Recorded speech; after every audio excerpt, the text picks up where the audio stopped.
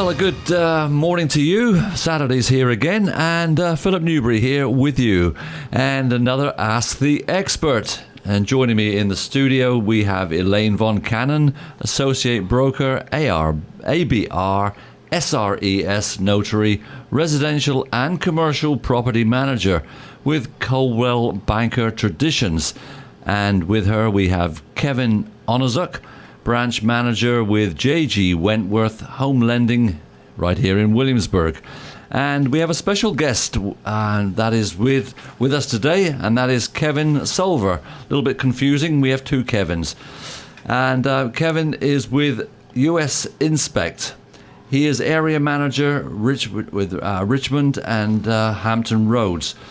Now, I'll give you some contact numbers in a little later in the show, but first of all, good morning. So, Elaine, good morning. How are you? And good morning, Kevin and Kevin Salvo. Good morning. Great to talk to you this morning. Just to interject, Philip. Yes. It's not confusing with two Kevins. Everything's better with two Kevins. What I'm going to do, I'm going to call you Kevin, and I'm going to call the other Kevin, Kevin S. Perfect. So that'll be less confusing to everybody. Probably confusing to me, but there it is. Good morning, all. So, okay. Elaine. Well, today we have an all-important subject, and that is home inspections. And any part of my residential real estate transactions, in my humble opinion, is you need a home inspector. You need a home inspection. So today I've asked Kevin Salva of US Inspects to join us, and I've been working with Kevin for about 18 years. So he was very young when he started. He wasn't even out of school, probably. But he's very good. But anybody that's going to buy a home, even if you're doing it on your own, you really need a home inspection. Okay. Well, we're going to start with Kevin S. So not to get us confused without anything. We don't want to get it confused with Kevin Onizuk. So, Kevin S., could you tell our listening audience a little bit about yourself? Sure. I've been working with U.S. Inspect since I've moved here. We do home inspections for mostly for people that are buying houses. We do occasionally perform pre-listing inspections, and there's a variety of different inspections that go along with the home inspections. I manage the Richmond team and the Hampton Roads team in Southern Virginia, so we have about 12 guys that work for us throughout the area. We've been very busy this year, which is nice. It's been a very, I'm not sure about the other fields, but as far as inspections go, this has been a very busy year, which is great for us and for the economy. Cool. Well, thank you for that. And Kevin and Elaine, how important is a home inspection for each of you in terms of the transactions? And we'll start with you, Elaine. If a buyer buys a house without a home inspection, you don't have the 3-day rule like you do for a car. Well, I don't like it, I'm going to turn it back in. It don't work like that. You know, it's buyer beware. It's the caveats in Virginia. So I always tell my buyers, you really need a home inspection. And you're free to choose who you want to. But with that being said, not all home inspectors are alike. Not all home inspectors will do the quality. Some of them will nitpick cosmetics, which you don't need. Right. Some of them will get the buyers in such a tailspin and get their drawers in a knot, as my mama would say. She's passed. But they get them so upset that, they'll walk away from a transaction. Because part of the contract is that with the home inspection, you have a time period, and then they have to agree if there's repairs to be done. The seller will have to agree what they're going to do, or they can go back and forth. Or the buyer can just say, I don't want this house. Yeah. And that has happened. An example is one that Kevin and I did years and years ago in Guinea. We still talk about it to this day. Kevin went under it, and he came back out, and he was shaking his head. There was 18 scissor jacks under that house, holding the house up for piers. Now, wow. Peter, you can understand this because you used to build. 18 scissor jacks and Guinea, and that's the lower part of Gloucester. That's what they call it, the locals. And it's very marshy and very wet, and you have scissor jacks holding your house up. That would make me a little leery. It would make That was not even disclosed. So, of course, I went back and told the listing agent, you got to disclose this. Once you know it, you got to disclose it. So that's a main reason right there. If they had bought that house without an inspection, they would not have seen it. And the inspector that you choose is so important because Kevin, bless his heart, he's got the patience of Job. He'll hold their little hands. I'm holding Kevin Onizuk's hand now. They're holding their little hands, and they can go with him around the house, and he'll answer all their questions. He only shows them, he doesn't nitpick cosmetics, mechanicals like you're supposed to, or, the minutia of the build. Not that the rug is discolored in the corner. You can see that, but if, like, you step in the corner and the floor goes down, we might have a problem underneath the house. Yes, quite likely you would do. Yes. Yes. Is that, I guess, Kevin. my turn to chime in, Phil? Yes, please. Jump in, Kevin. Yeah, absolutely. Well, I'm not going to have a whole lot to say about home inspections today because the home inspection really isn't part of the home mortgage process. We typically don't ask for it, nor do we even want to see it. We look at something a little bit different. That's called the appraisal. So Kevin, as a home inspector, he's going to go through incredible detail about the condition of the house. And he can tell you more about what he looks at, but he's going to be climbing under crawl spaces, going in attics. He's going to be checking every outlet. That is not part of what we look at in the mortgage process. What we do is we send out an appraiser. So when someone purchases a home and gets financing, we do a real estate appraisal. It's assigned to a neutral third party who's chosen at random. They go out to the home. And from our perspective, they're looking at two things. Number one is, does the market value as determined by the appraisal support the purchase price? So if you're paying $200,000 for a home, we want the appraiser to say, sure, it's worth $200,000. So that's the first thing. The second thing is condition related, much like what Kevin, the home inspector, does. But they're just going through and making sure the home meets the minimum qualifications for that particular mortgage program.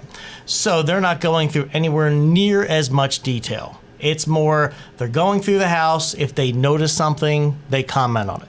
If they're in the kitchen and they see sunlight, but there's not a skylight there, so you're not supposed to see sunlight, they're going to mention that. Yes. If the carpets are wet, they're going to mention that, holes in walls, that type of thing, but they're not going to dig like Kevin would. So your home inspection really protects you, the buyer, to make sure that you're getting a good quality house, or you at least know what you're getting. From a lender's perspective, the appraisal protects me, the lender, knowing that it meets the minimum standards for that mortgage and the value is worth at least what they're paying for it. Well, thank you. Philip, can I interject something? Yes, please. All right. Kevin does do conventional. He does FHA and VA. Now, recently on a VA that I had, the sellers, they had a window, okay? Even though they replaced the window, that because it came through the home inspection that there was a cracked window and need to be replaced. Right. Well, when the appraiser went out there, it hadn't been done yet. Well, we had to wait until the appraiser could go back out again to recheck because having a broken window with the VA loan was a red flag. So if you don't get a home inspection and you're a buyer and you go out there, the VAs are a little bit stricter than the FHAs and a whole lot more stricter than a conventional. They may find something such as a window or a stair railing going down steps or to a basement or something like that that they will gig you on and hold up your loan until it's fixed. I suppose, sure they would, yeah. Yeah, in fact, Elaine, quite often we wait to order the appraisal until the home inspection is done. That's right. Because they're both generally out-of-pocket costs for a buyer. They pay for the home inspection and we usually wait to make sure there's no significant issues or problems, because once that appraisal is ordered, that appraiser expects to get paid whether or not the loan closes. So someone's paying that appraiser. So usually we wait. If there's a significant home inspection problem, then we let them deal with that. The buyer and the seller come to an agreement before the appraiser goes out. And if some of those repairs are done before the appraiser goes out, then as Elaine mentioned, it can save some time and re-inspections from an appraiser. Right. Which they charge you for. Yeah, I guess so. Kevin S. Yes. What do you find is the biggest item that a buyer will have concerns over?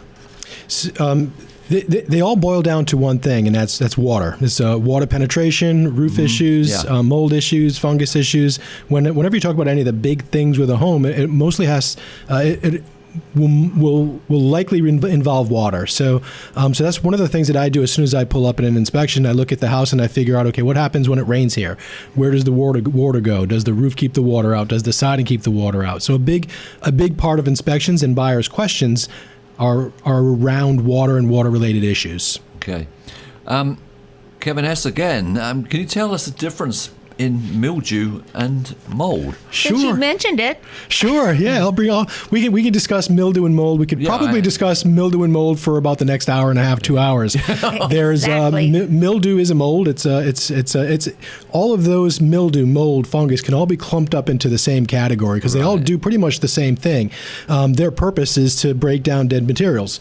The difference between mildew and mold is kind of the severity of the mold. So mildew is going to be something that you typically see on something like the dew on shrubs, or the green on the side of the house, or maybe even some of the mildew, like allergenic mold you might see in a shower. When you think of mildew, that's what I think of. When I think of mold, I think of more of a severe situation where you've got mold growth or mold that's attached itself to a cellulose product and is starting to grow, and that is a lot more severe or important than some of the little allergenic mold. Not to say that large concentrations of mildew isn't an issue, but you typically see more of an issue with mold than you do with mildew. Yeah. Okay, well, thanks. I tell you what, talk us through the steps that you do when you perform a home inspection. Sure. Yeah. So it's another topic that could probably take about an hour and a half, but it's a long process. So typically I show up at the inspection at least 15, 20 minutes early. Take a look at the house, the land, the property. See if it's on a sloped lot. Does the slope go towards the house, away from the house? So it's all about getting there early, seeing what's there, taking a walk around outside and looking at the siding, getting up on the roof, look at the roof, the shingles and the flashings. Flashings on a roof are probably the most important part of a roof. 70% of roof leaks come from flashing. So that's the first place I look for on a roof to see if there's any issues. And around chimneys and chimney caps. Chimney caps are always a problem. The concrete crowns at the top tend to crack or deteriorate, and then you find water in your chimney or even in your fireplace. So it's a good point, Elaine. Typically, once I'm done with the outside, I'll start in the kitchen and get all the appliances going, start running water through the fixtures. I like to run as much water through the fixtures as possible to make sure that they don't leak and they don't back up at all. After going through the house, a lot of the inside of the house is very simple and takes less time. It's the outside, crawl space, attic, and roof that take the longest time. And the last thing I would do is go under the house and take a look at the foundation, floor framing, look for any signs of termites or moisture problems. But it's pretty much looking at every component within the home. So we're looking at electrical, plumbing, HVAC, making sure that people are going to be comfortable. So it's everything within, around, above, and below the house. And also, Kevin, because I have very unique clients and buyers, sellers a lot of times, because I like to do rural areas too. You'll have boat ramps, boat lifts that Kevin has to look at, wells. Then they'll ask them about the septic. Yeah. Because not everything around here is on city sewer, city water. No, that's true. And they will also ask him about the sheds and the detached garages. And that's a point too for Kevin Onizuk, because some VA loans, and I think FHA loans, if there's a shed on there, they want a clean termite and moisture letter. I've had that happen several times where I had to send Tidewater back out to do that, even though it was mentioned in the home inspection, and the seller says, we're not going to do it. Well, in the end, they had to do it, or the buyers couldn't get the loan. So you have to pick what point you want to fight your battles there. That's true. That's true. If it is a shed, freestanding garage, accessory dwelling unit, another Pole barn. unit on the property that has value, we need to know that it's not eaten up by termites.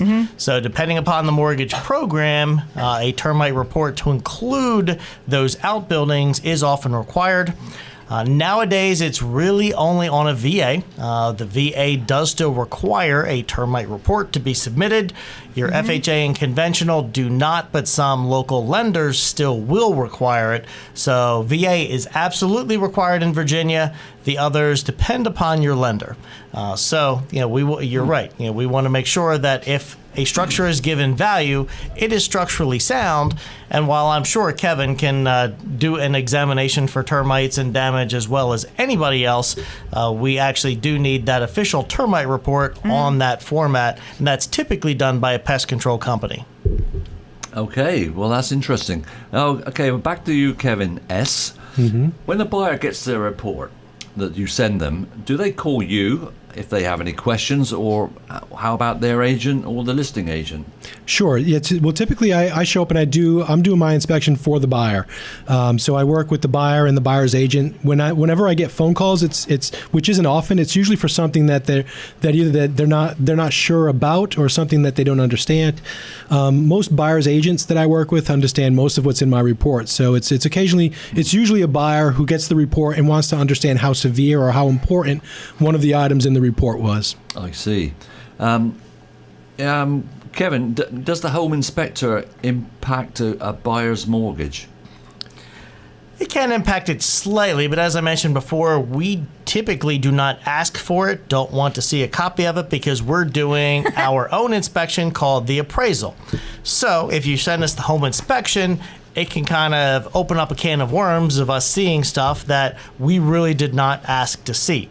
Where it can impact the mortgage is if there's specific verbiage in the contract referencing the home inspection or home inspection repairs. We may need to see that those have been completed to confirm that all the terms of the contract have been met. So in general, it doesn't impact the mortgage, but it can if there's some specifics in the purchase contract, or something unique comes up. And now that you mention that, in the purchase contract that most people use, whether it's RAIN, VAR, or the Richmond contract, the verbiage is in there for mechanicals, the electric, the plumbing. The verbiage is in there for clear title, to make sure it's clear. The verbiage is in there for termite and moisture. It's in there. So, and the title company will be requesting all of this, as well as they do a title search. But they'll be requesting all this because the verbiage is in there. I mean, they really do try to protect the consumer. Good. Well, look, Kevin S., back to you again. What are the worst things you found on an inspection? I mean, this must be an easy one for you. Yeah. And was there anything really gross? Yes. Well, the first thought that comes to mind is gross. Yeah. I mean, sometimes I'll go into a house and like people would have had maybe a lot of pets and fleas, and you get in there for a few minutes and your ankles are just getting eaten up by fleas. And it stinks. Yeah. And sometimes it stinks. Yeah. I mean, I don't want to gross anybody out that's maybe having their breakfast. But there are some times where when I walk into a house and I want to put on gloves. Spacesuit.